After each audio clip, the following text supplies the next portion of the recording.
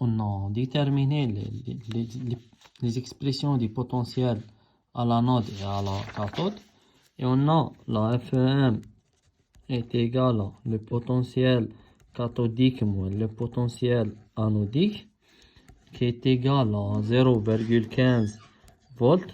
On va remplacer par les expressions. Donc la FEM, la force électromotrice est égale à 0,06 log l'activité de H plus à la cathode moins 0,06 log l'activité de H plus à l'anode. On a le droit, comme vous savez, moins log la concentration de H plus, c'est le pH. Et aussi, on a le droit de dire que moins log l'activité, c'est le pH. Donc, moins log l'activité aussi, c'est un pH. Donc, qu'est-ce qu'on fait? La force électromotrice, log l'activité de H+, c'est moins pH. Donc, moins 0,06 pH cathodique, moins 0,06 log activité de H+ à l'anode. Donc, c'est plus 0,06 le pH anodique. Donc, la force électromotrice est égale à 0,06 fois le pH anodique moins le pH cathodique est égal à 0,15. Donc, pH anodique moins pH cathodique est égal à 0,15 sur 0,06. Et comme la valeur de pH à l'anode ou bien à l'anode qui est connue, le compartiment 1 c'est le compartiment cathodique. Oui, ils ont dit que le compartiment 1 c'est le compartiment cathodique. Et on a le pH à la cathode, on cherche le pH à l'anode. Donc le pH à l'anode est égal à pH cathodique plus 0,15 sur 0,06. Et le pH cathodique, c'est moins log, c'est 2,5. Donc 2,5 plus 0,15 sur 0,06. Le pH anodique égale à 2,5 plus le rapport 0,15 sur 0,06. On obtient un pH de 5. Donc le pH anodique égale à 5. Donc la concentration de H plus à l'anode est égale à 10 à la puissance de moins pH, donc 10 à la puissance de moins 5 mol par litre. La deuxième question, donner le schéma de la pile en précisant les polarités. Donc le schéma de la pile, deuxièmement, schéma de la pile. On a deux compartiments. Par convention, le compartiment qui est à gauche est le compartiment négatif, donc c'est l'anode. Et le compartiment qui est à droite, c'est le compartiment positif, donc c'est la cathode. Au niveau de l'anode, on a une réaction d'oxydation.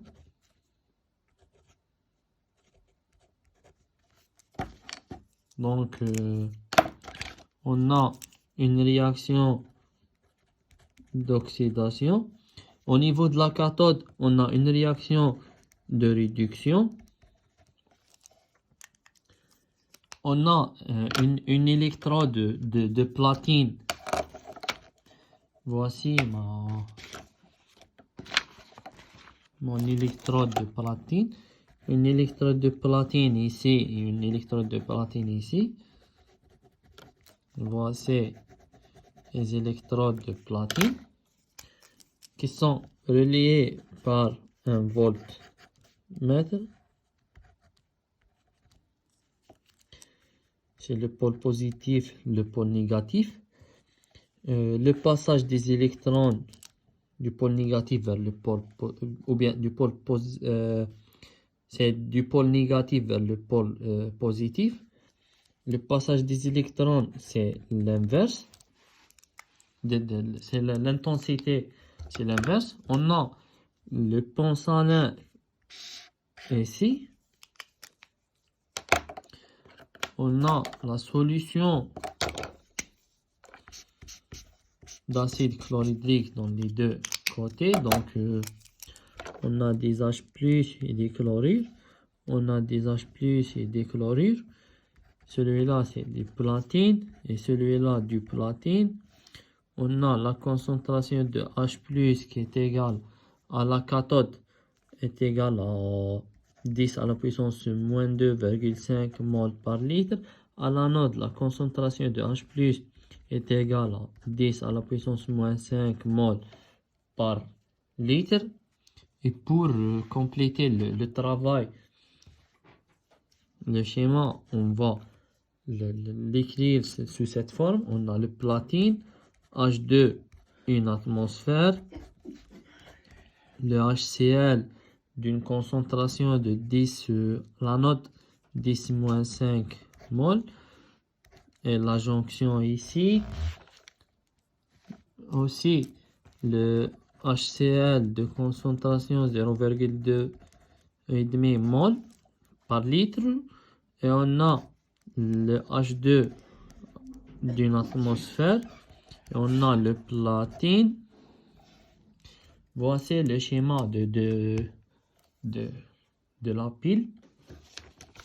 Maintenant, ils ont demandé de donner l'expression du potentiel total, E total en fonction des activités et du nombre de transports. Donc, c'est toujours les mêmes questions. Pour déterminer E total, il faut faire le bilan de Etorf. Puis, il faut écrire la réaction globale. Puis, à l'aide de la loi ou bien la relation d'action des masses, bien la loi d'action de masse, on va écrire le QR, le quotient de la réaction. Puis, on va écrire le potentiel total. Donc, commençons par le bilan de Etorf.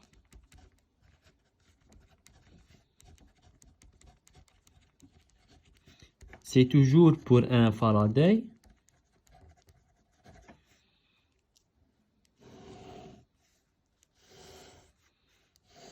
On a le compartiment, on dit que donc l'anode, le pôle négatif. On a la cathode, le pôle positif. Les réactions à l'anode, on a une réaction d'oxydation, donc augmentation du degré d'oxydation. C'est pour un Faraday, donc pour un seul électron. On a H2 qui donne H+,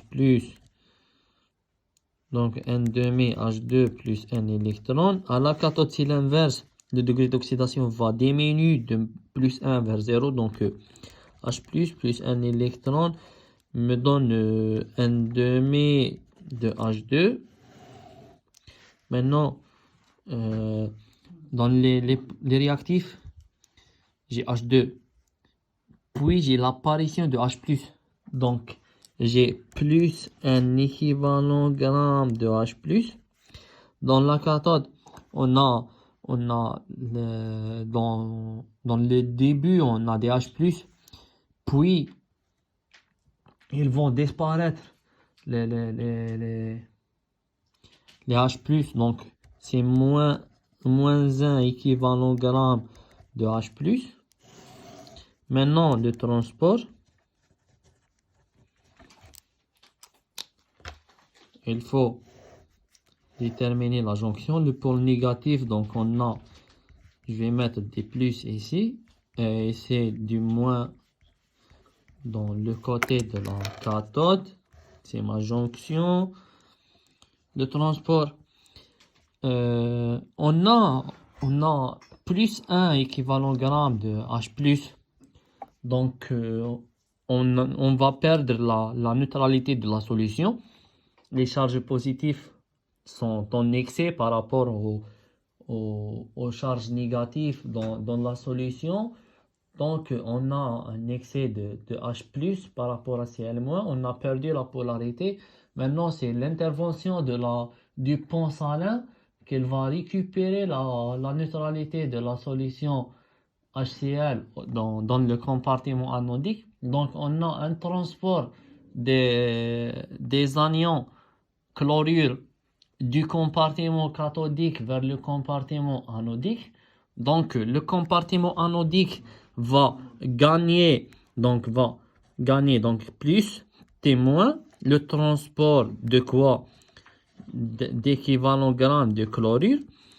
Donc, la jonction ou bien le pont salin va assurer la neutralité de la solution à l'anode par le transport, ou bien il va transporter des chlorures du cathode vers l'anode. Donc la cathode va perdre, dans la cathode on a une perte de chlorure, donc c'est moins T- équivalent gramme Cl-.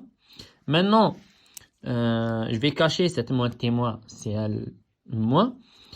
On a perdu des H+ à la cathode. C'est l'intervention maintenant, c'est l'intervention de la jonction ou bien du pont salin qui va récupérer la neutralité de la solution, parce qu'on a perdu du H+. Donc dans le compartiment cathodique, on a des chlorures. La quantité de chlorure elle est plus élevée par rapport à la quantité des H+. Donc on a perdu la neutralité de la solution, et pour récupérer cette neutralité, le pont salin va transporter va transporter quoi? On a des chlorures en plus, donc elle va transporter des charges positives. Donc elle va importer des H+ de l'anode vers la cathode. Donc on a plus T+ équivalent gramme de quoi? De H+. Donc maintenant, on a le transport des H+ de l'anode vers la cathode. La cathode a gagné des H+, donc l'anode automatiquement elle a perdu des H+. Donc c'est moins T+ équivalent gramme de H+.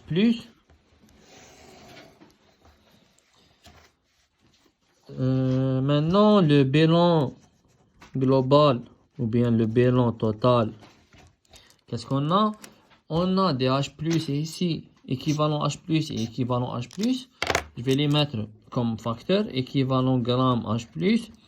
Et on a toujours T+ plus T- qui est égal à 1. On a plus 1 moins T+, plus 1 moins T+ est égal à T-. Donc c'est T- équivalent gramme H+, plus, c'est plus bien sûr, avec un plus T- équivalent gramme de Cl-, plus T- équivalent gramme de Cl-.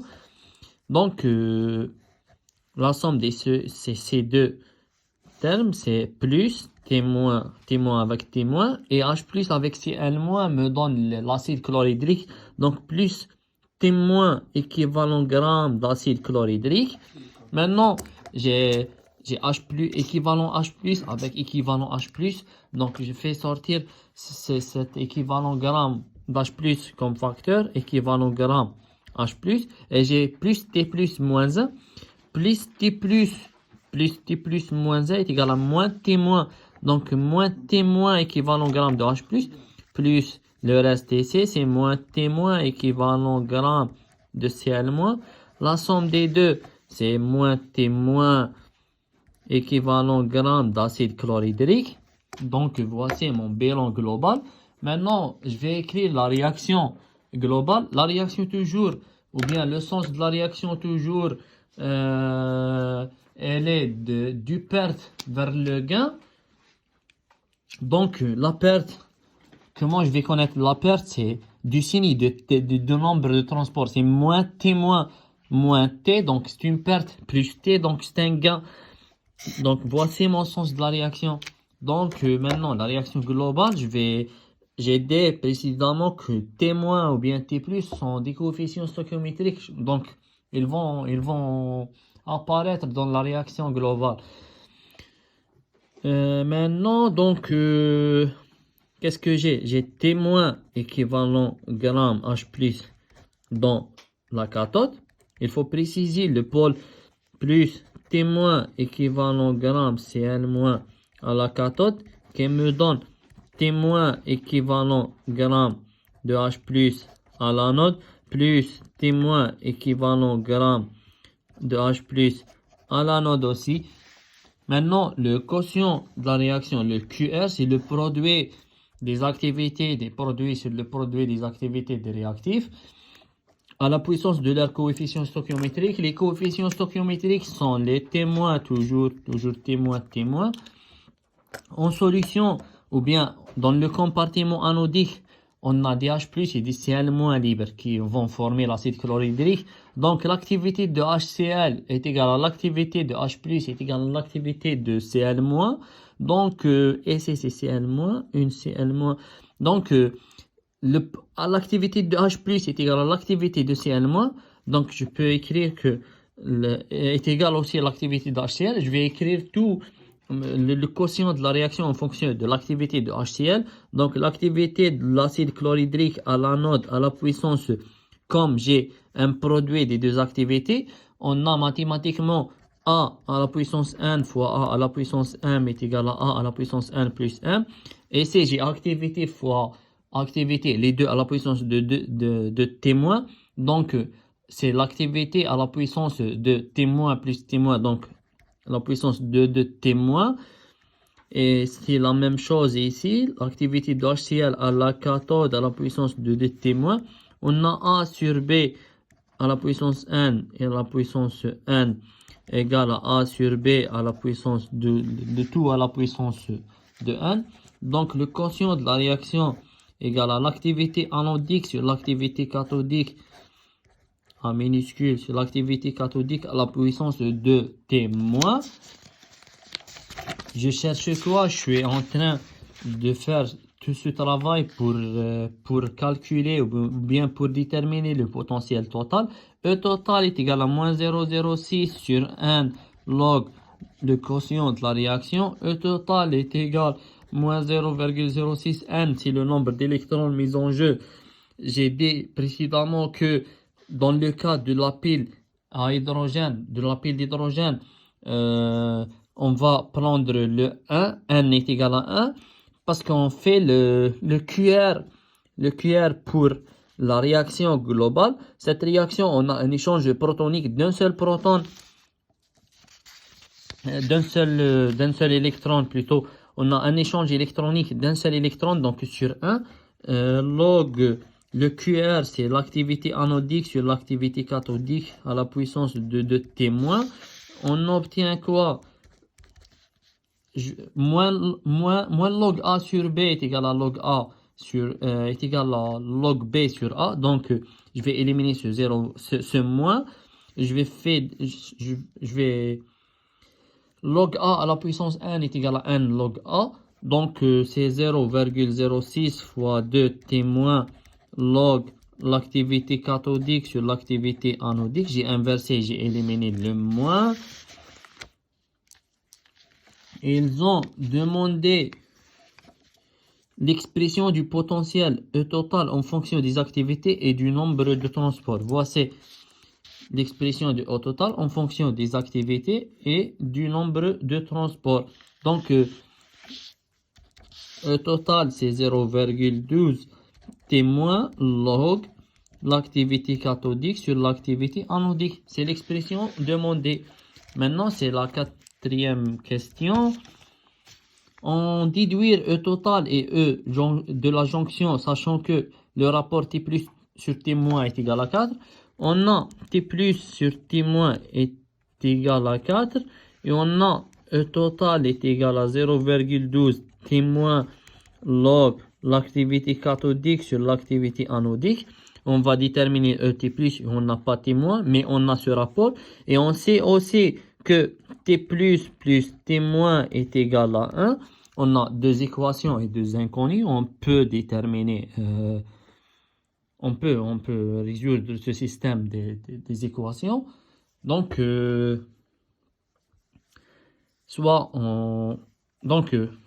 cherche témoin.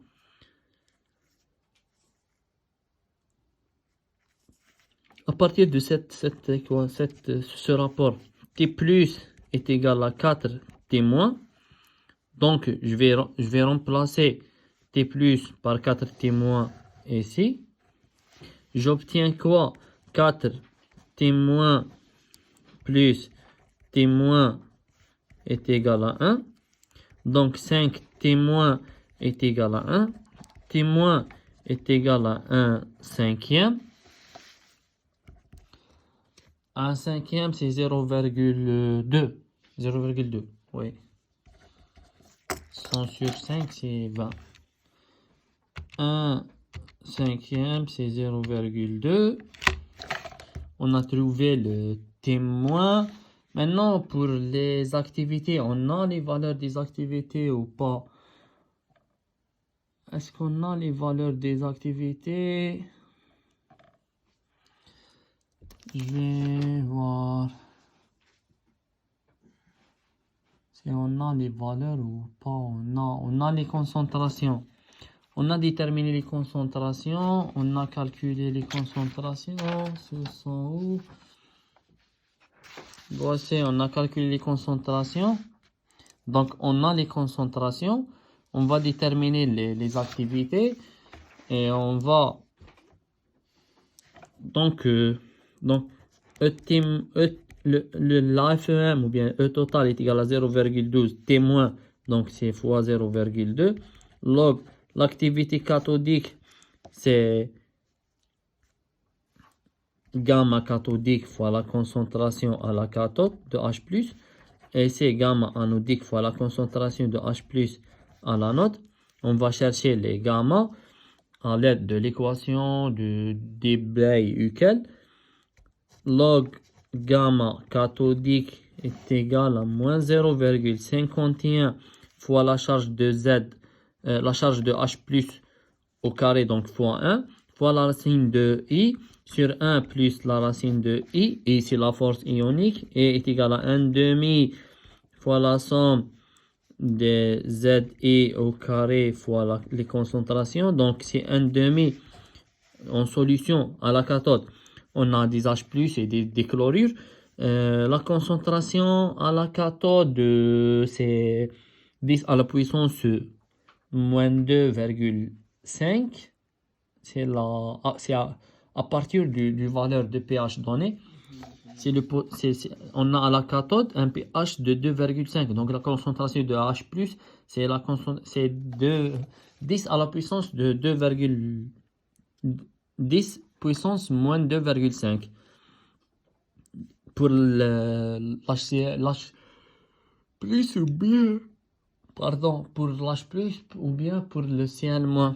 Donc, c'est plus 1 au carré fois 10 à la puissance moins 2,5 plus moins 1 au carré fois 10 à la puissance moins 2,5. Donc, 2 fois de 10 à la puissance moins 2,5 sur 2. La force ionique est égale donc 10 à la puissance moins 2,5 parce que 2 sur 2 c'est ça, mol par litre. Je vais remplacer ici 10 moins 2,5, 10 moins 2,5. On va calculer, on va trouver moins 0,51 fois la racine de 10 à la puissance de moins 2,5 sur 1 plus la racine de 10 à la puissance de moins 2,5. On va trouver moins 0,027. Donc, gamma cathodique est égal à 10 à la puissance moins 0,027. 10 à la puissance de moins 0,027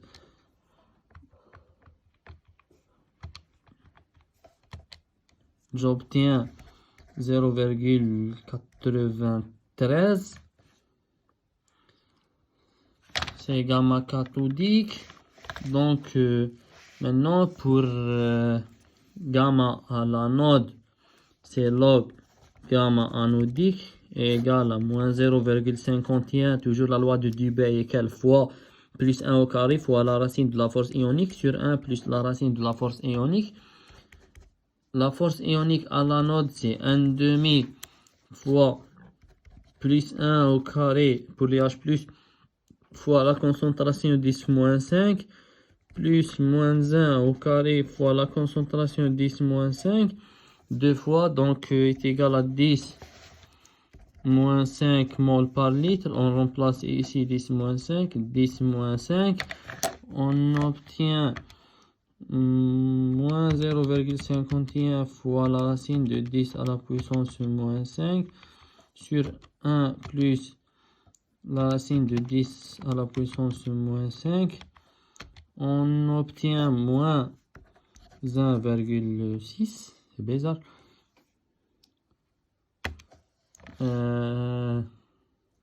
Donc 10 à la puissance de moins 1,6, il me donne 0,025. 0,025 pour gamma. Gamma anodique est égal à 0,025. J'ai pas l'habitude de trouver des valeurs comme ça pour le log gamma.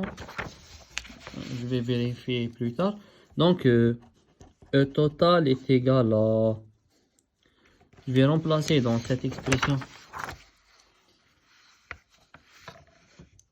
0,12 fois 0,2 log gamma à la cathode, c'est 0,93 fois la concentration à la cathode, c'est 10 moins 2,5.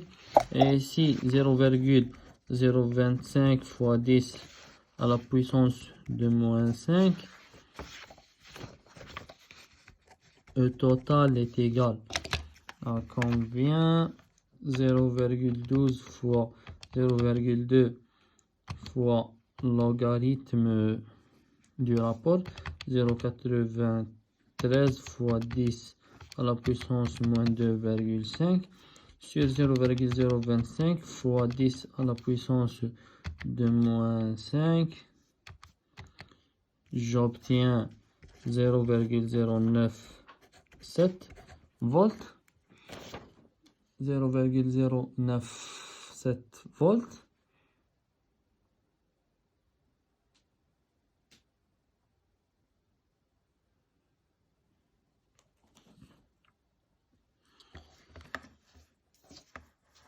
Je vais revérifier ce calcul pour le gamma.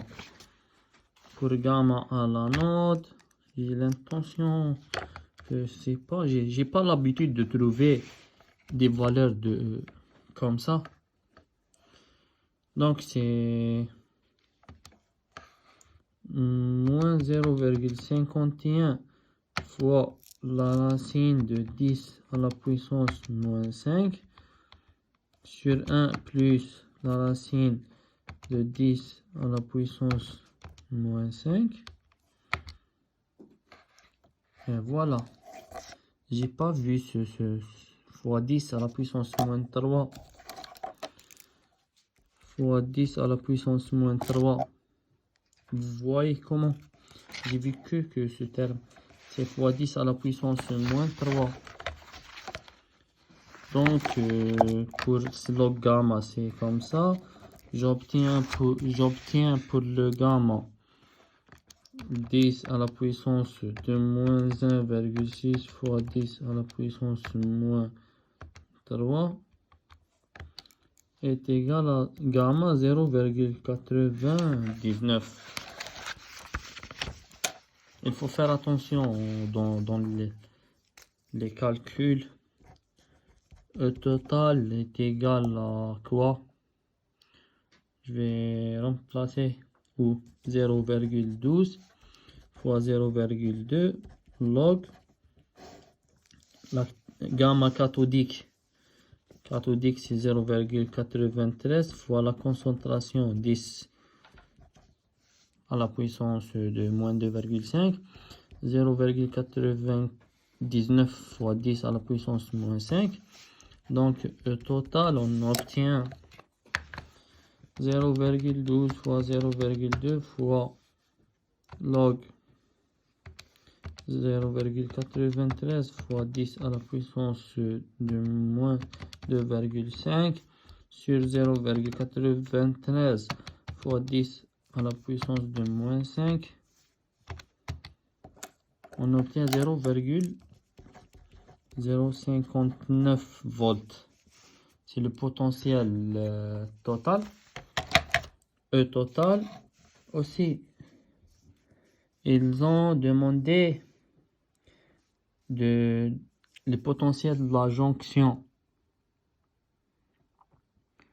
Le potentiel de la jonction, on a E total est égal à E plus E de la jonction. Donc le potentiel de la jonction est égal au potentiel total moins le potentiel aux électrodes. On a 0,059 moins le potentiel aux électrodes. On a calculé le potentiel aux électrodes, je pense.